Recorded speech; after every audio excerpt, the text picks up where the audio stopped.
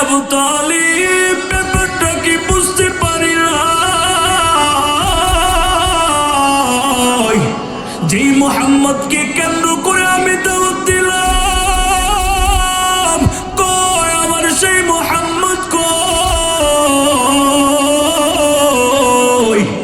আমার মুহাম্মদ কই। তোমাদের দাওয়াত খাওয়ানো আমার উদ্দেশ্য না, আমার উদ্দেশ্য হলো একটা বার ওই ছোট মাসুম বাচ্চা মুহাম্মদের সাথে কথা বলবো, একান্ত এটাই চাওয়া। আবু তালেব ডাক দেয়া বলে, রে ভাই মুহাম্মদকে আনতে পারি না, আমাদের সমস্ত কাফেলার লোকগুলা যার যার মতো অবস্থান নিয়ে এখানে চলে আসছে। কাফেলার ভিতরে আমাদের সামান আছে, উট বকরিগুলাও আছে, আমরা সবাই যদি চলে আসি ওগুলা পাহারা কে দিবে? এই জন্য মুহাম্মদকে পাহারা দেওয়ার জন্য ওখানে রেখে দিয়ে আসলাম। পাদ্রী এবার ডাক দেয়া বলে, রে আবু তালিব মুহাম্মদকে আজও চিনো না, এই সন্তানকে আজ পর্যন্ত তুই চিনো না। এই কথা বলিয়া আবু তালিব সহ তার সমস্ত কাফেলার লোকদেরকে খাবার খাওয়ানোর ভিতরে বসে দিল। অতঃপর ওই লোকটা পাদ্রী এবার দৌড় লাগাইছে, কোথায় গেলে মুহাম্মদকে পাই, কোন জায়গায় গেলে আমার মুহাম্মদকে পাবো? পাদ্রী যখন সামনের দিকে আগায়, যা তাকায় দেখেন প্রচন্ড রৌদ্রের ভিতরে আমার আপনার পয়গম্বর 12 থেকে 13 বছরের মাসুম যুবক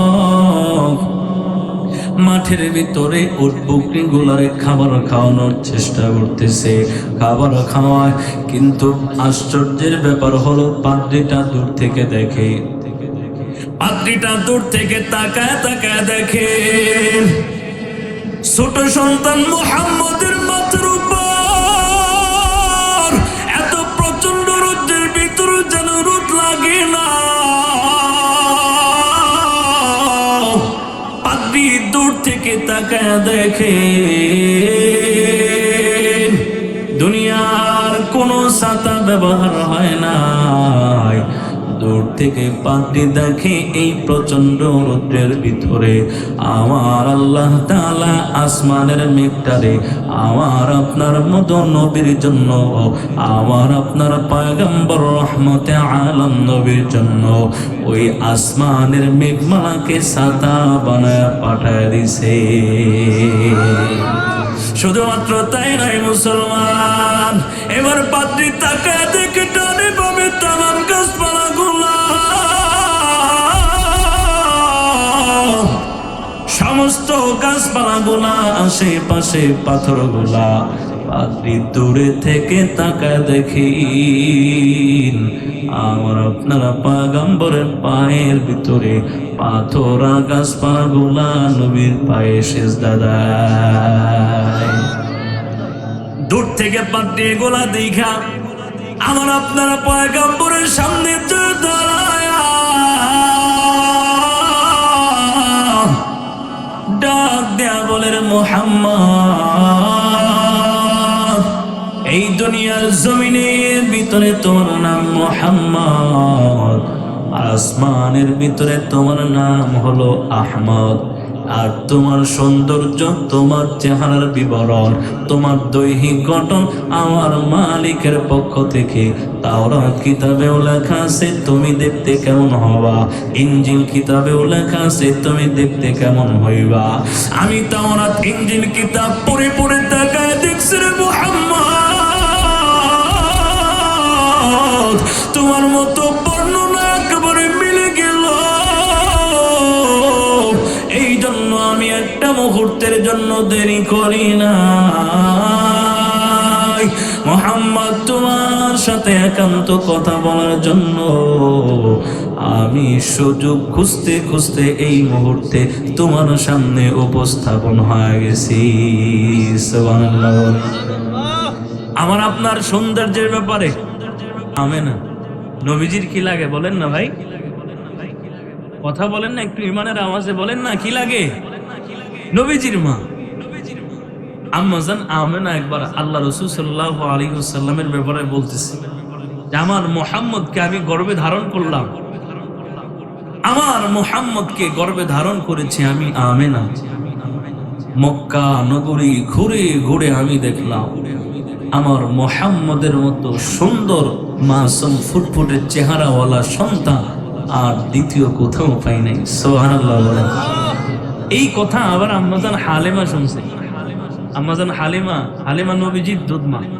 হ্যাঁ, এই হালিমা শুনছে, শুনা এবার আমেনারে বলে, আমেনা তুমি মুহাম্মদের মতো সুন্দর ফুটফুটে এত সুন্দর মাসুম সন্তান মক্কা নগরী তুমি ঘুরে ঘুরে দেখলা, মক্কার ভিতরে কোথাও তুমি মুহাম্মদের মতো কাউকে পাও নাই। আমি হালিমা শুধু মাত্র মক্কা না, আমি হালিমা মক্কাও ঘুরে ঘুরে দেখলাম, মদিনাও ঘুরে ঘুরে দেখলাম, আমার সন্তান মুহাম্মদের মতো দ্বিতীয় কাউরে পাই নাই। এই কথাটা হযরত জিবরাইল সাত আসমানের উপর আরশ আজিম থেকে সংবাদ শুনে গেল। হযরতে জিবরাইল কথা শোনার সাথে সাথে আরশে আজিম থেকে হযরতে জিবরাইলকে আমার আল্লাহ 600 নূরের ডানা দিছে। এক একটা নূরের ডানা যদি বাড়ি দেয় আরশে আজিম থেকে জমিন পর্যন্ত আপনি চোখটা বন্ধ করবেন আর খুলবেন, হযরতে জিবরাইল হাজির।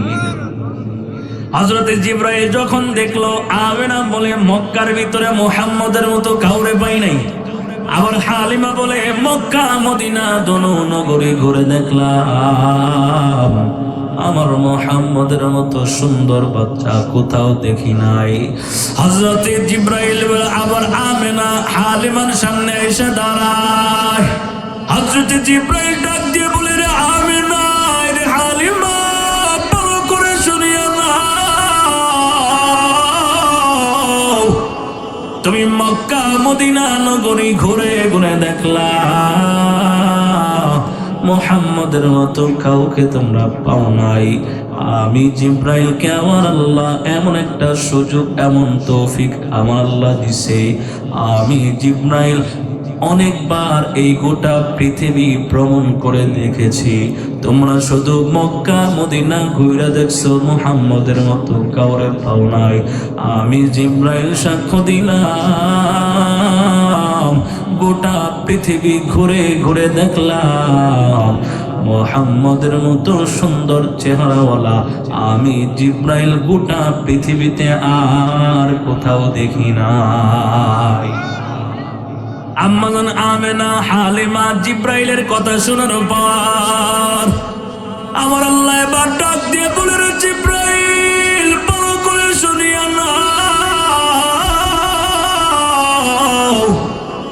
হযরতে জিবরাইলের কথা শুনিয়া আমার মালিক ডাক দেয়া বলে, রে জিবরাইল, আমেনা বলছে Mecca Medina, Halima Mecca Medina ঘুরে ঘুরে দেখছে, মুহাম্মদের মতো কাউরে পায় নাই। আমি আল্লাহ তাআলা তোমার কথাও শুনলাম জিবরাইল, তুমিও বলছো গোটা পৃথিবীর ভিতরে ভ্রমণ করে নবীর মতো কাউরে পাও নাই।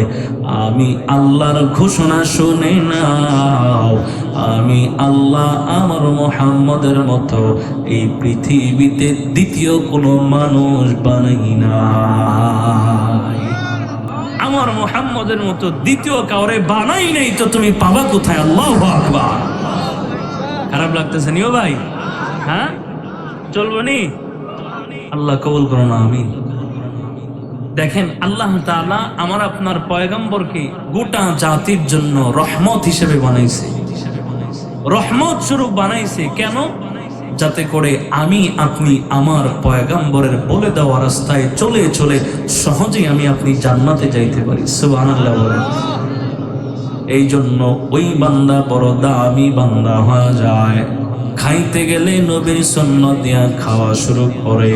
ওই বান্দা বড় দামি, যেই বান্দা খাবার শেষ করে নবীর সুন্নাত দিয়া, বাজারে যায় নবীর সুন্নাত দিয়া, বাজার থেকে ফিরে নবীর সুন্নাত দিয়া, এই বান্দাটা ঘুমাইতে যায় নবীর সুন্নাত দিয়া, এই বান্দা ঘুম থেকে উঠে নবীর সুন্নাত দিয়া, 5 ওয়াক্ত নামাজ পড়ে পড়ে আমার মালিকের দরবারে ঈমান নামক মহান দৌলতের মাধ্যমে জীবনটারে যে ব্যক্তি সাজায়া নাই, আমার আল্লাহ বলে বান্দা তুই কবরে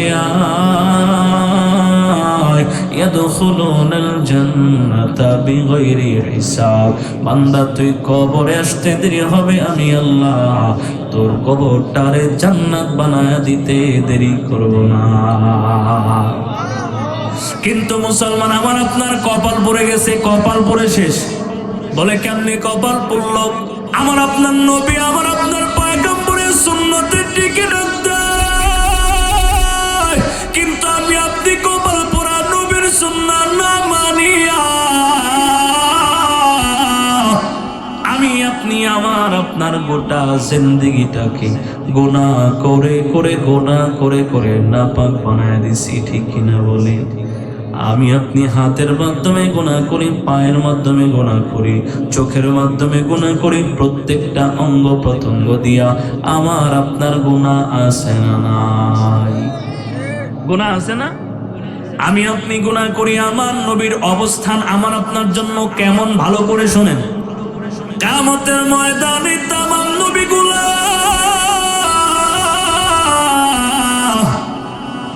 নিজেরা নিজেদের জন্য নাফসি নাফসি বলে কাঁদবেন।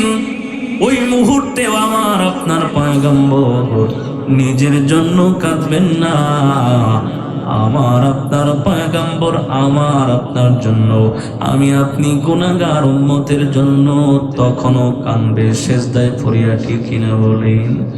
আমার পয়গম্বর ডাক দেয়া বলবে, আল্লাহ আমার একটা উম্মত যেন জাহান্নামে না যায়, আমার একটা উম্মত যদি জাহান্নামে যায়, আমি পয়গম্বর একা একা জান্নাতে যাব না, কারণ আমি নবী জান্নাতে আরাম করব আর আমার উম্মতগুলো জাহান্নামের আগুনে চলবে। আমি নবীটা কখনো সহ্য করতে পারবো না, ঠিক কিনা জোরে বলেন? এই জন্য মুসলমান, আমি আপনি যেন গুনাহ করে করে দুনিয়াটারে অপবিত্র না বানাই, এই জন্য আমার আল্লাহ আমারে আপনারে সতর্ক কইরা জানায় দিছে, আরে বান্দা খবরদার গুনাহ করিও না, গুনাহ করিও না। তুমি যদি গুনাহ করো, আমি আল্লাহর পক্ষ থেকে একটা না, দুইটা না, 5টা সিসি ক্যামেরা তোমার গুনাহগুলা রেকর্ড করে। আল্লাহু আকবার। সিসি ক্যামেরা আছে না ভাই? সিসি ক্যামেরার ফজিলত কি? দোকানে, বাড়িতে, অফিসে, আদালতে, বাজারে সিসি ক্যামেরা লাগানো থাকে। রাত্রিবেলায় নাকি ডিজেল দিয়া ঘুমায়া থাকবেন, পরের দিন সকালবেলা আপনি মনিটর চেক করে দেখবেন যে রাত্রিবেলায় যা হয়েছে সব মনিটরে উঠে আসে, ঠিক কি নজরে বলেন? আমার আল্লাহ বলে, বান্দা দুনিয়ার ভিতরে যদি সিসি ক্যামেরা হয়, আমি আল্লাহ তোরে জানা দিলাম, আমি আল্লাহ বান্দা তোর পিছনে একটা দুইটা না 24টা ঘন্টা আমি আল্লাহ বান্দা তোর পিছনে 5টা সিসি ক্যামেরা লাগাই দিছি। পার পাবেন কেমনে? আমার আপনার পিছনে আল্লাহ কয়টা সিসি ক্যামেরা লাগাইছে? হ্যাঁ, 5টা। এটা কি দুনিয়ার এই জাগতিক এই সিসি ক্যামেরা? আল্লাহর সিসি ক্যামেরা সহজ না কঠিন? আল্লাহ বলে 1 নাম্বার সিসি ক্যামেরা। এই 5টা বলে আমি শেষ করে দিব, ভালো করে বুঝেন। আল্লাহ বলে 1 নাম্বার সিসি ক্যামেরা হলো ওয়া হুয়া মাআকুম আইনামা কুনতুম। তুমি বান্দা যখন যেখানে যা কিছু করো না কেন, সব আমি আল্লাহ তাকায় দেখি, ঠিক কিনা বলেন? এই জন্য দুনিয়ার তামাম মানুষের, তামাম মাখলুকাতের চোখ ফাঁকি দেওয়া যায়, কিন্তু একজনের চোখ ফাঁকি দেওয়া যায় না। ঈমানের আওয়াজে বলেন না তিনি কে? এই জন্য আমার আল্লাহ বলে ওয়া হুয়া মাআকুম আইনামা এই পৃথিবীতে 1 নাম্বার সিসি ক্যামেরা আমি আল্লাহ নিজেই। আমি আল্লাহ 24টা ঘন্টা বান্দা তোর দিকে নজর করে আসি। যখন যা কিছু করো না কেন আমি আল্লাহ তাকায় তাকায় দেখি। 2 নাম্বার সিসি ক্যামেরা হলো এই পবিত্র জমিন। এই জমিন 2 নাম্বার সিসি ক্যামেরা। কবরের জগতে আমি আপনি যাওয়ার পর জমিনটা আমার আপনার বিরুদ্ধে অথবা আমার আপনার পক্ষে আল্লাহর দরবারে সাক্ষ্য দিয়ে দিবে। আল্লাহ দুনিয়াতে জমিনে যদি ভালো করেন তো জমিনটা ভালো সাক্ষ্য দিবে। জমিনটা আল্লাহর দরবারে সাক্ষ্য দিয়ে বলবে, আল্লাহ আজকের এই দিলদুয়ার চরপাড়া পশ্চিম পাড়া গ্রামবাসীর উদ্যোগে মাহফিল হয়েছে, যেই জমিনে পয়সা পয়সা বয়ান শুনতেছে, এই জমিনটা আল্লাহর দরবারে ভালো হিসেবে সাক্ষ্য দিবে। ঠিক কিনা বলেন? আবার জমিনটা এমন সাক্ষ্য দিবে, আল্লাহর গোলামের দল বড় করে শুনি আল্লাহ। জমিনটা আল্লাহর দরবারে সাক্ষ্য দিয়ে বলবে, আল্লাহ বিবাহ নামক পবিত্র দিন, এই বিবাহ নামক পবিত্র দিনের আগের রাত্রিবেলায় আগের দিনে গজবের একটা অনুষ্ঠান পালন করা হয়। গায়ে হলুদ আছে না নাই? আছে না? যেই জমিনে দাঁড়ায়, যেই জমিনের ভিতরে তুমি বিবাহ নামক গায়ের হলুদের দিনের ভিতরে তুমি জমিনটারে নাচানাচি করে অপবিত্র বানাইলা, একজন অপরিচিত মেয়ে হইয়া অন্য একটা ছেলের গালের ভিতরে হলুদ লাগায় দেয়, আছে না নাই? আবার একটা অপরিচিত ছেলে হইয়া অন্য একটা মেয়ের গালে মেহেদি লাগায় দেয়, অথবা বিভিন্ন বদ্ধ দ্রব্য যন্ত্রগুলা বাজায়া ডিজে বক্স বাজায়া বাজায়া হলুদ আর লাল বেরঙের জামা পোশাক পরিয়া গানের তালে তালে জমিনে নাচানাচি করে, আছে না নাই? যেই জমিনে ডিজে বক্স বাজায় গানের তালে তালে নাচানাচি করছে আল্লাহর গোলামের দল, এই জমিনটা আমার আল্লাহর দরবারে সাক্ষ্য দিবে, বলবে আল্লাহ এই নাফরমান বান্দারে জান্নাতে দিবা না। দুনিয়ার জমিনের ভিতরে জমিনটারে না পাক বানায়া বান্দা আসছে, এই জন্য আমার আপনার পিছনে 5টা সিসি ক্যামেরা আল্লাহ লাগায় দিছে। 1 নাম্বার আল্লাহ, 2 নাম্বার এই জমিন, 3 নাম্বার সিসি ক্যামেরার কথা আল্লাহ পবিত্র কোরআনে বলে, কিরামা কাতিবিনা ইয়াফআলুনা মা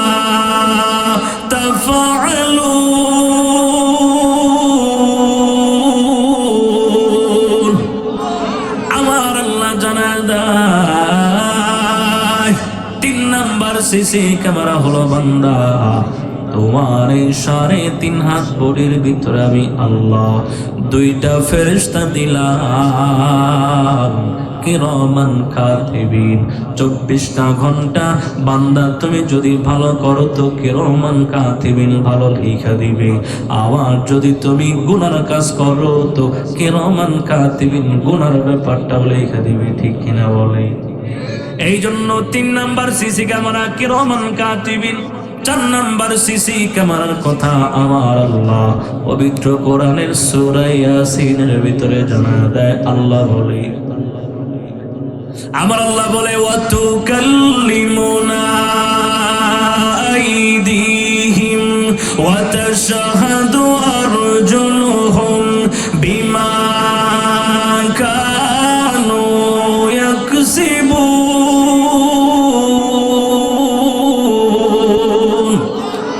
4 নাম্বার সিসি ক্যামেরা হলো আমারে আপনারে আল্লাহ 2টা হাত দিছে, 2টা পা দিছে, 2টা আমার আপনার আল্লাহ 2টা কান দিছে, সব অঙ্গ প্রত্যঙ্গ আল্লাহ দিছে।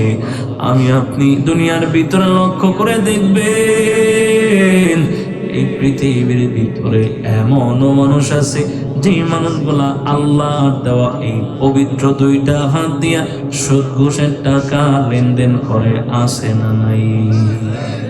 যে হাতের মাধ্যমে সুদ ঘুষের টাকা আদান প্রদান করছে গোলাম,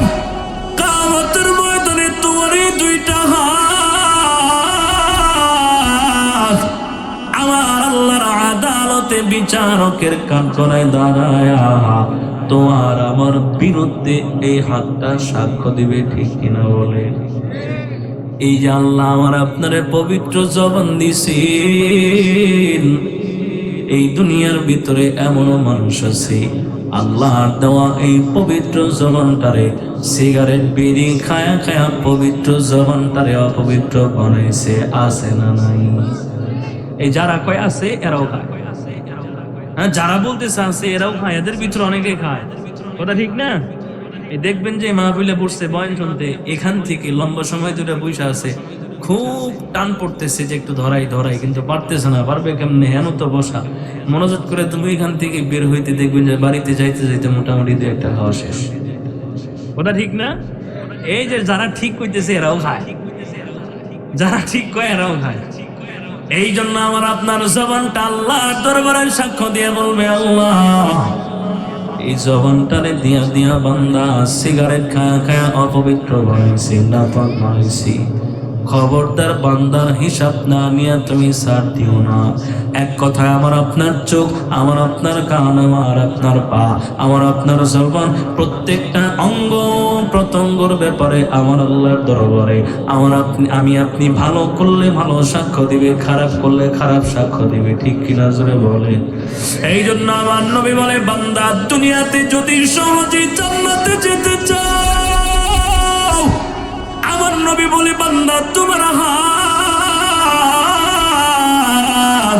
তোমার পা, তোমার চোখ, তোমার কান, তোমার নাক, এই অঙ্গ প্রত্যঙ্গ গুলা যেই বান্দা পবিত্র রাখতে পারে, এই বান্দার জন্য জান্নাতের দরজা খোলা। যেই ব্যক্তি হাত, পা, চোখ, কান, প্রত্যেকটা অঙ্গ প্রত্যঙ্গ নিয়ন্ত্রণে রাখবে, এই বান্দার মতো পবিত্র বান্দা দুনিয়ার জমিনে আর কেউ নাই। এই জন্য আমার আল্লাহ বারবার সাবধান করে জানায় দেয়, বান্দা খবরদার গুনাহ করবি না, খবরদার গুনাহ করবি না। গুনাহ করার আগে চিন্তা করে দেখো, তুমি যে গুনাহ করতেছো আমি আল্লাহ দেখি, তুমি যে গুনাহ করতেছো এই জমিন সাক্ষ্য দিবে, তুমি যে গুনাহ করো কেন মান কাতিবিন সাক্ষ্য দিবে, তুমি যে গুনাহ করো এই তোমার প্রত্যেকটা অঙ্গ প্রত্যঙ্গ সাক্ষ্য দিবে, ঠিক কিনা জোরে বলেন? এ পর্দার অন্তরালের মাগো ভালো করে শুনি অনুভবা, এই দুনিয়াতে আপনারা নারী হিসেবে আগমন করেছে, আমার আপনার পয়গম্বরের সাহাবিয়া, নারী সাহাবিয়া যারা ছিল ওনারাও তো নারী হিসাবে আগমন করেছে। তাকায় দেখো হযরতে সুমাইয়া রাদিয়াল্লাহু আনহা, হযরতে ফাতেমা রাদিয়াল্লাহু আনহা, হযরতে আয়েশা সিদ্দিকা রাদিয়াল্লাহু আনহার দিকে তাকায় দেখো, ওনারাও তো নারী হিসাবে দুনিয়াতে আগমন করেছেন। ও মা, তোমরা যদি জান্নাতে ওরা জীবন করতে চাও, আমার পয়গম্বরের নারী সাহাবিয়াদের মতো জীবন বানাও। এই জন্য নারীরা যদি জান্নাতে যেতে চায়, আমার নবী তাদের ফর্মুলা দেখায় দিছে। শুধু তাই না, আমার নবী আজকের এই 2026 সালের ভিতরে আসিয়া, 26 সালের আজকের এই 30 জানুয়ারিতে আসিয়া আমার নবী 1000 বছর আগে ঘোষণা করে দিছে, মা ওই সময়ের মতো অন্যান্য নারী সাহাবিয়াদের মতো তোমাদের জীবন দেওয়া লাগবে না, তেমন কষ্ট করা লাগবে না। তবে মা, তুমি যদি জান্নাতে যেতে চাও, তাহলে 4টা গুণে গুণান্বিত হলে আমি আল্লাহ তোমার জন্য জান্নাতের 8টা দরজা খুলে দিব। قال رسول الله صلى الله عليه وسلم المرأة إذا صلت خمسها وصامت شهرها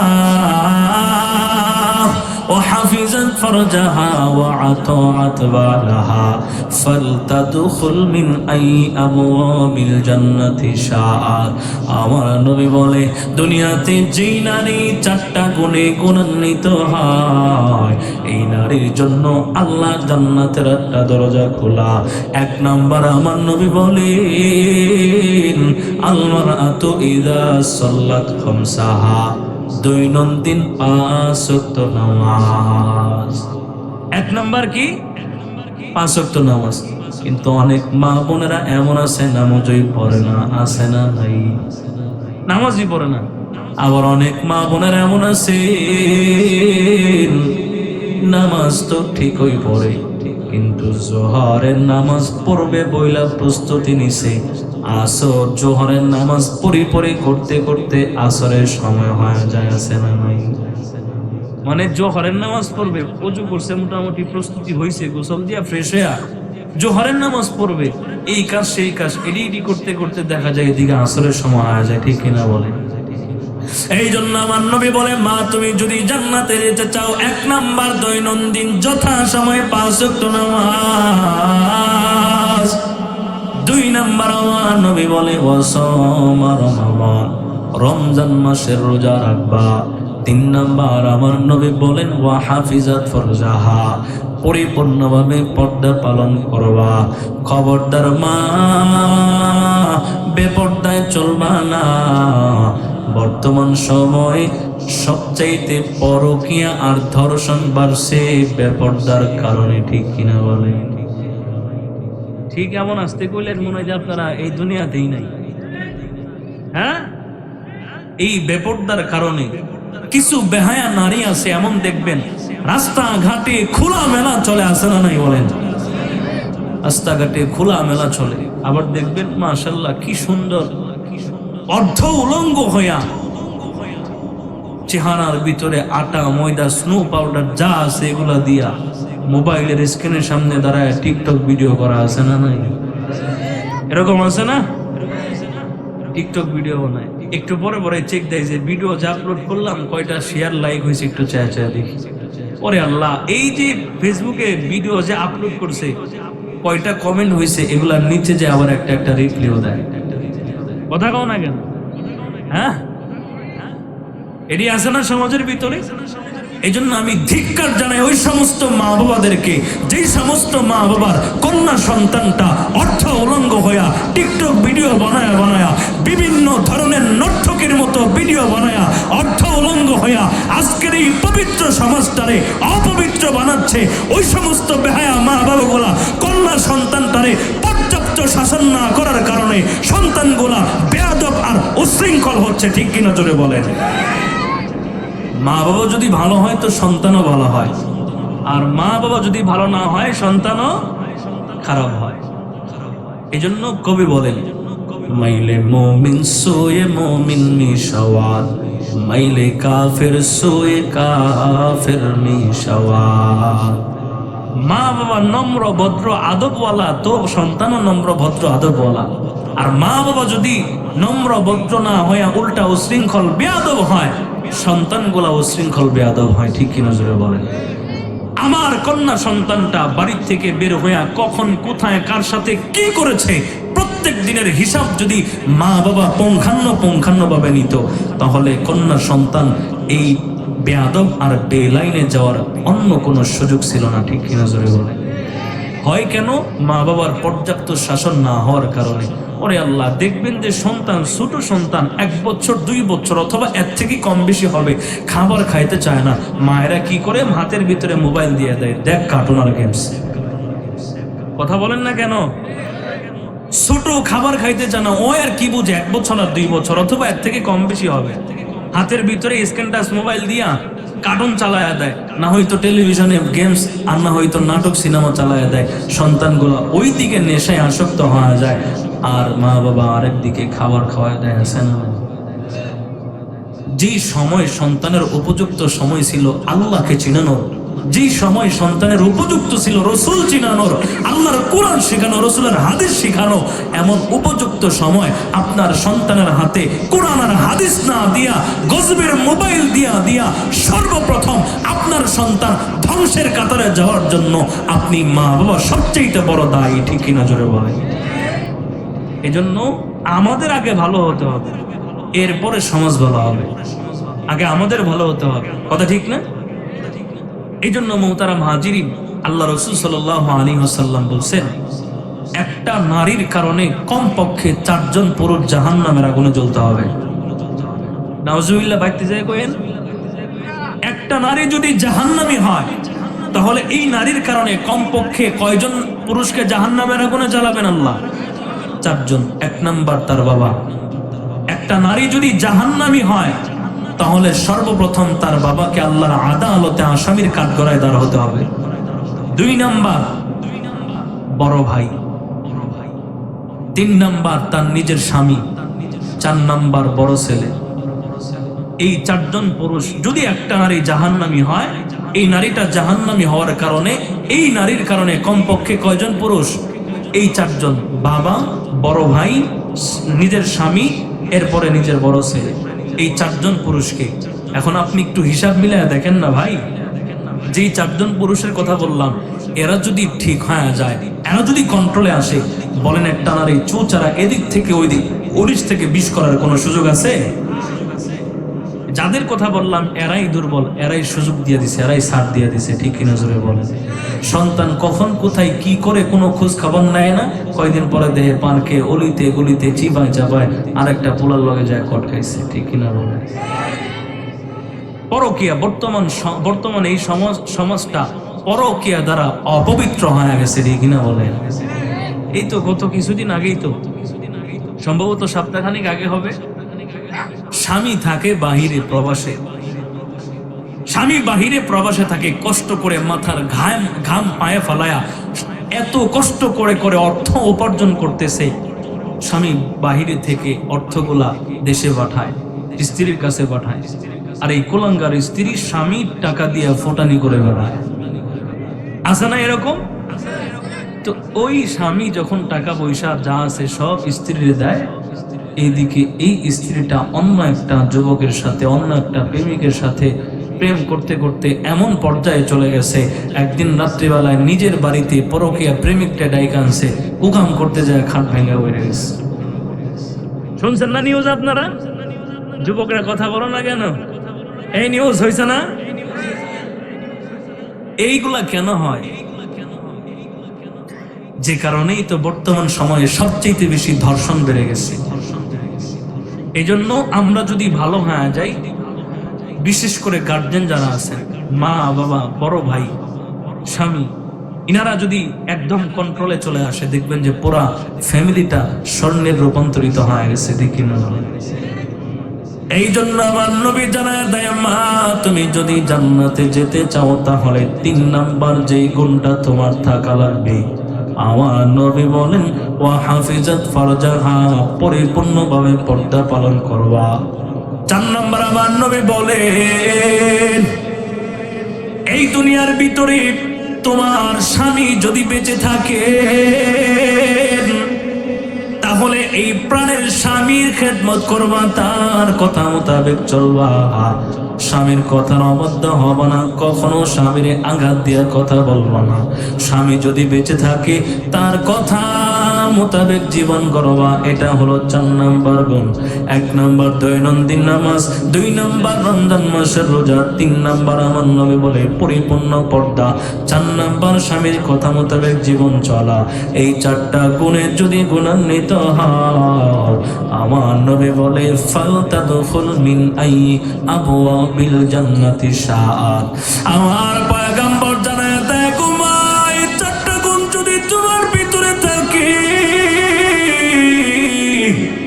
তাহলে মা তুমি শুনে নাও, ফালতাদখুল মিন আই আবওয়াবিল জান্নাতি শাআত। আমার নবী বলে, জান্নাতের 8টা দরজা খোলা, যে দরজা দিয়ে মনে চায় মা তুমি হাসতে হাসতে জান্নাতে ঢুকে যাওয়া।